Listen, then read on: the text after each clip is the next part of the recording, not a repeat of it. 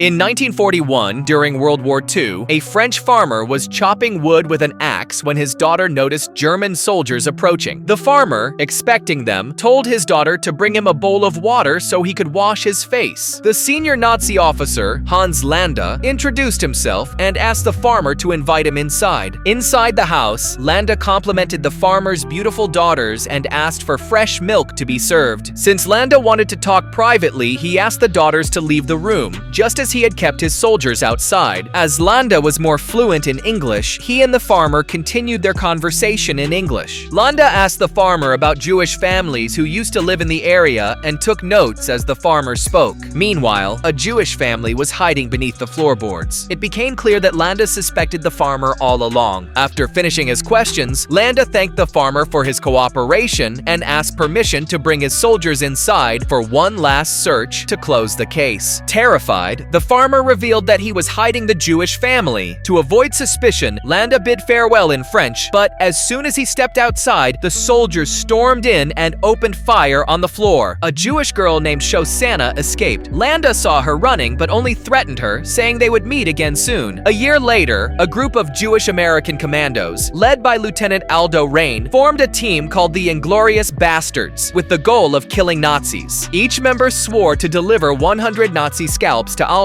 In the next scene, this man is furious. The Inglorious Bastards had gained a fearsome reputation among the Nazis, slaughtering hundreds. The guy interrogated a surviving soldier who explained that the bastards left him alive to spread fear. But the truth was, he gave away the location of other Nazis after witnessing his commander being killed with a baseball bat and his scalp being removed. In 1944, 3 years after her family was massacred, Shosanna had taken on a new identity as Emmanuelle Mimieux. Running a cinema in France, she claimed to have inherited from her aunt. One night, while closing the cinema, a German soldier showed interest in her and started a conversation. The soldier asked her about her family and how she became a cinema owner at such a young age. Holding a grudge against the Nazis, Shosanna was cold and dismissive. The next day, the soldier greeted her again while she was drinking coffee. Shosanna told him she wasn't interested in being friends. But at that moment, a German officer greeted the soldier warmly. It turned out the soldier, Frederick Zoller, was a war hero who had killed 260 enemies in just 3 days. Later, Shosanna was cleaning the cinema sign when a harsh Nazi major took her to a party attended by Joseph Goebbels, the German Minister of Culture, and other officials. Frederick convinced them to screen a propaganda film about his achievements at Shosanna's cinema. Goebbels initially hesitated, but was persuaded by Frederick. Shosanna was asked to host a private screening for Goebbels to inspect the venue. At the end of the meeting, Hans Landa entered and requested to question Shosanna. Shosanna recognized Landa immediately, but kept calm to hide her fear. Landa ordered a glass of milk for her, which increased her suspicion that he might have recognized her. After a few questions, Landa couldn't remember his last one and let her go. That night, Shosanna and her lover decided to use the film screening as a chance to burn the Nazis alive. They planned to use highly flammable 35mm film reels and even recorded a message to attach to the movie. Meanwhile, British intelligence recruited Lieutenant Archie Highcox for a secret mission due to his expertise in cinema and fluency in German. His task was to help the Inglorious Bastards kill high-ranking Nazis at Shosanna's cinema. Highcox was instructed to meet a German film star who was secretly a British spy in a small French village. 2 German members of the Bastards were also part of the plan. On the night of the mission, Aldo Rain was suspicious of the meeting place, a basement tavern, fearing it might be a trap. Unfortunately, they found several drunk German soldiers playing games there. Highcox and the spy, Bridget von Hammersmark, were approached by a German officer who became suspicious of Highcox's accent. The officer eventually joined their table, and during the conversation, Highcox ordered 3 whiskeys. However, he used the British hand gesture for 3, exposing himself as a spy. A deadly shootout erupted, killing everyone in the tavern except one German soldier who begged for his life but was ultimately killed. Aldo Rain, now doubting Bridget's loyalty, interrogated her about what happened. Once convinced of her innocence, they disguised themselves as her Italian escorts to attend the film screening. Hans Landa investigated the tavern and found clues, including a woman's shoe and a signed napkin. He realized Bridget was the spy. At the film screening, all the Nazi leaders, including Hitler, gathered at the cinema. Landa confronted Bridget and her Italian Italian companions. Surprisingly, Landa spoke Italian fluently. Landa asked to speak with Bridget privately. He tested the shoe he found at the tavern, and it fit perfectly. Landa strangled her to death and ordered his guards to arrest the two men, but didn't expose them. Instead, he struck a deal to let the assassination proceed in exchange for his freedom and a luxurious life after the war. That same night, Shosanna and her lover locked the cinema doors and prepared to burn it down. The bastards also moved in to carry out their plan. The cinema went up in flames as Shosanna's pre-recorded message played. The bastards shot Hitler and other Nazi officials, ensuring their deaths. Landa surrendered to British intelligence, but Aldo Raine betrayed him. He killed Landa's escort and carved a swastika into Landa's forehead with a knife.